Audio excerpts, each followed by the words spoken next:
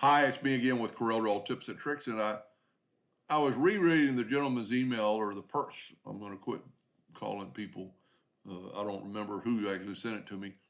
And in the part 3, we made a transparency of this head.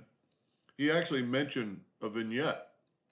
So if we just grab the picture that we made and go to Effects and Creative and go down to Vignette, and you can play with this quite a bit. Make the fade more or less, kind of a vignette in the offset and like that. Or we can cancel that off. And then what I would suggest maybe doing is taking this and move it. That's too far. Let's reset our nudge factor on like 1 inch. Let's move the text out of the way and the text up. And then let's select all this and go up to Object and group it together. And then let's try a vignette on the whole thing.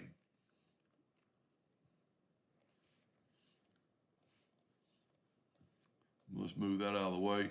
Pretty cool what it could do. You could have more or less fade. And just depending on what you wanted to look like. You know, here we're doing the offset quite a bit smaller. Just another option. It's not really doing the picture or anything, so you could maybe even do them. Let's cancel that out. Let's ungroup it. And these are just suggestions. I don't really expect anybody to make this, but let's try a vignette on this.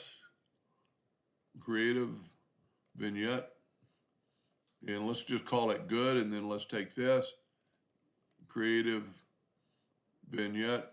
And you could, like I said, you could play around with this.